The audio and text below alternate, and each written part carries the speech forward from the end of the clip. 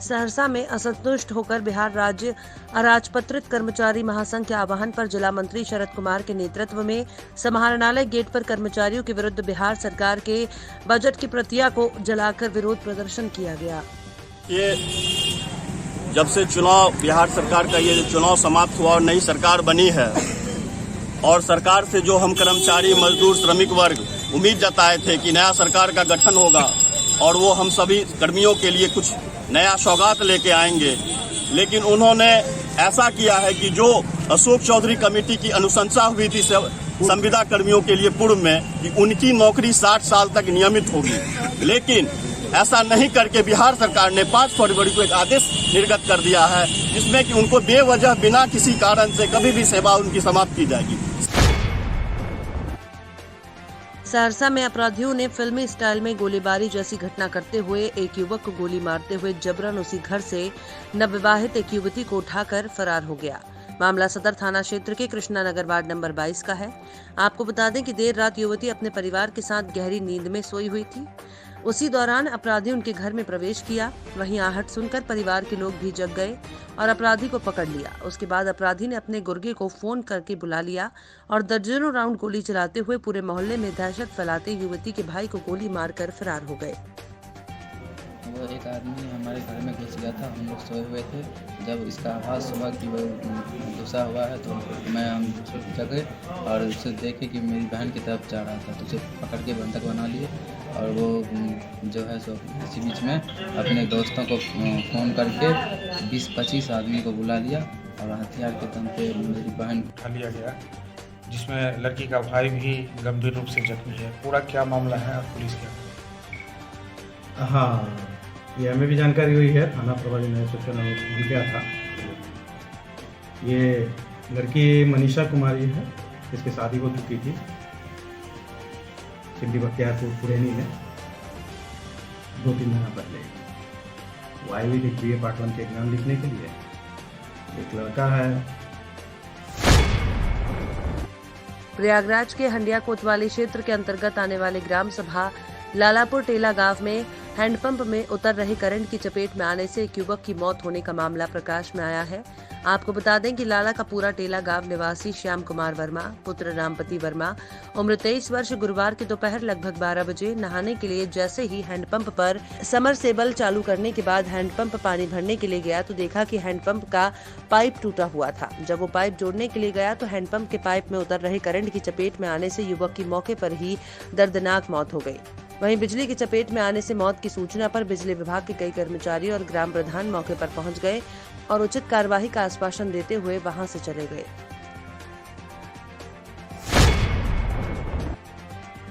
यूं तो पार्क की बात आते ही किसी शहर का ख्याल आ जाता है। ग्रामीण इलाकों में सुसज्जित पार्क शायद ही देखने को मिले, लेकिन महाराजगंज जिले की कानापार ग्राम सभा में लोगों ने ऐसा कर दिखाया है। यहाँ धानी बाजार में एक पार्क का शुभारंभ हुआ तो उसकी सुंदरता देखकर सब दंग रह गए। इस पार्क के निर्माण में स्थानीय ग्राम प्रधान और यहाँ के उत्साही नौजवानों की प्रमुख भूमिका रही। पार्क का नाम स्वतंत्रता संग्राम सेनानी और पूर्व विधायक स्वर्गीय गौरी राम गुप्ता के नाम पर रखा गया है। इसका उद्घाटन फरेंदा के बीजेपी विधायक बजरंग बहादुर सिंह ने किया। इस पार्क में घुसते ही एक्सप्रेस रेलगाड़ी भी है तो हवाई जहाज और इंडिया गेट का मॉडल भी है।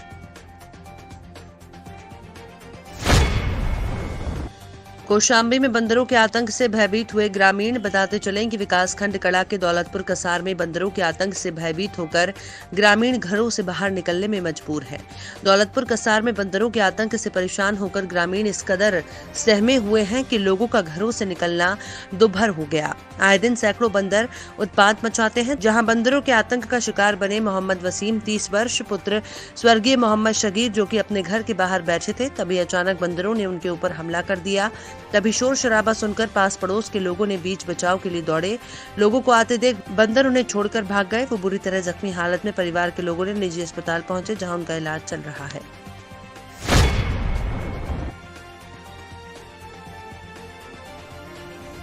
प्रयागराज के हंडिया विकासखंड क्षेत्र के अंतर्गत आने वाले भीटी नेशनल हाईवे पर स्थित राज दरबार ढाबा पर समाजवादी पार्टी के कार्यकर्ताओं ने मैनपुरी के पूर्व सपा सांसद तेज प्रताप यादव का समाजवादी पार्टी के नेता पूर्व ब्लॉक प्रमुख हंडिया सुरेश चंद्र मौर्य की अगुवाई में हजारों कार्यकर्ताओं ने जोरदार स्वागत किया।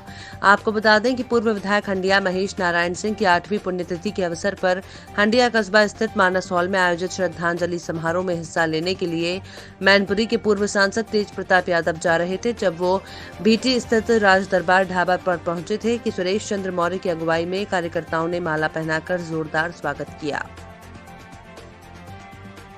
तो सर, आज जो प्रोग्राम हुआ है उसको लेकर क्या कहना चाहेंगे? देखिए, आज हमारे नेताजी के परिवार से मैनपुरी के पूर्व सांसद रहे आदरणीय प्रताप जी बनारस से भीटी जा रहे थे, जिनका हम लोगों ने हजारों कार्यकर्ताओं के साथ यहाँ दरबार होटल पर स्वागत किया है।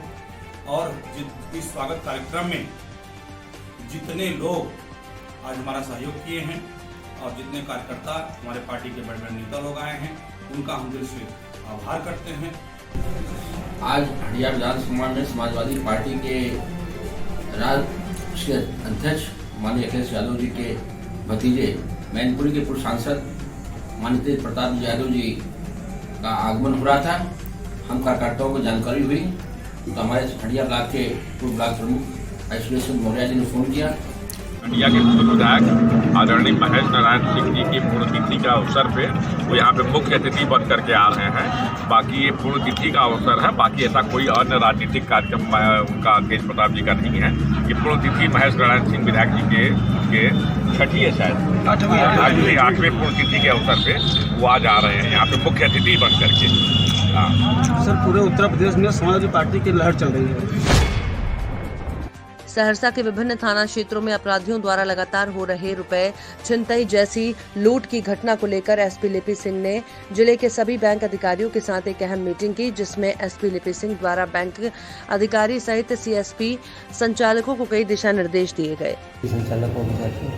आज सहरसा जिला के जितने भी वरीय बैंक के पदाधिकारी, मैनेजर्स, बिजनेस कॉरेस्पॉन्डेंट्स और जो सीएसपी के बीसीज होते हैं और जो संचालक जो उनको हेड करते हैं, उनके साथ में मीटिंग की गई। उनको काफ़ी दिशा निर्देश दिए गए हैं कि जैसे जो सीसीटीवी कैमरास होते हैं, हम लोग इंश्योर करेंगे इस महीने में दोनों मतलब कोऑपरेशन और कोऑर्डिनेशन से कि हर सीएसपी में एक सीसीटीवी कैमरा कार्यरत रहे।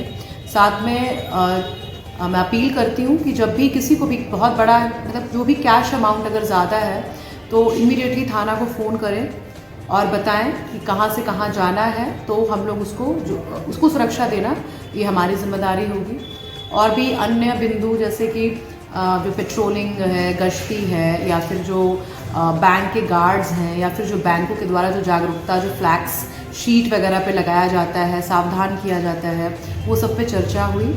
और मुझे लगता है कि इस बैठक का असर होगा और जो भी छिटपुट घटनाएं और हो रही हैं वो बंद होगी और ये मीटिंग काफ़ी सकारात्मक है। ट्रैक्टर मोटरसाइकिल की भिड़ंत में ट्रैक्टर सहित ट्रॉली पलटी, बाल 2 बाइक सवार बचे और ट्रॉली पर सवार लोग चालक के साथ ट्रैक्टर पर सवार थे। लोग जल लेकर अरेराज सोमेश्वर नाथ महादेव के पास जाने के दौरान यह हादसा हुआ। चालक ने नियंत्रण खो दिया। रड़िया दुर्गा मंदिर के पास की घटना है। अरेराज से बेतिया जाने वाली मुख्य मार्ग पर बृहस्पतिवार को दुर्गा मंदिर गेट के पास एक ट्रैक्टर और मोटरसाइकिल में भिड़ंत हो गई, जिससे ट्रॉली और ट्रैक्टर पलट गए। हालांकि हादसे में उस पर सवार सभी लोग बाल बच गए। जानकारी के अनुसार अरेराज सोमेश्वर नाथ महादेव के मंदिर में जल लेकर पूजा अर्चना करने के लिए जा रहे थे। एक मोटरसाइकिल और ट्रैक्टर के अनियंत्रित होने के चलते करीब 2 बजे ट्रैक्टर सहित ट्रॉली पलट गई।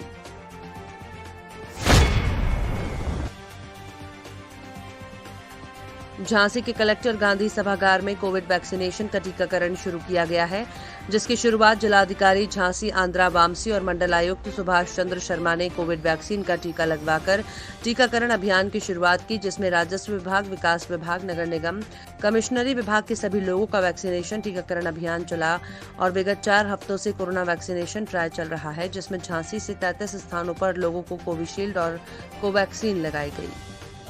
देखिए, बेहद खुशी की बात है कि इतने लंबे समय के कोरोना काल के बाद हम लोगों को हमारी अपनी हिंदुस्तान की वैक्सीन ये कोविशील्ड और कोवैक्सीन लगाई जा रही है।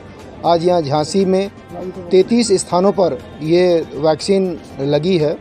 ज़्यादातर रेवेन्यू के जो स्टाफ हैं उनको है, नगर निगम के कर्मचारी हैं, मेरे कार्यालय कमिश्नरी के पद में विगत 4 हफ्तों से कोविड वैक्सीनेशन का जो ड्राइव चल रहा है, उसके नाते हेल्थ वर्कर्स के बाद हमारा जो जिला प्रशासन का मुख्य रूप से राजस्व विभाग का आज कोविड वैक्सीनेशंस का ड्राइव शुरू किया गया है। ये 5 तारीख को करना चाहिए था, लेकिन महोदय माननीय राज्यपाल महोदय की विजिट को लेते हुए 11 तारीख का सेशन आयोजित किया गया। और आज हम पूरे अपने जितने भी है 3000 के आसपास जो टारगेट है, जो फ्रंट लाइन वर्कर्स माना जाता है, जो राजस्व विभाग का हो, विकास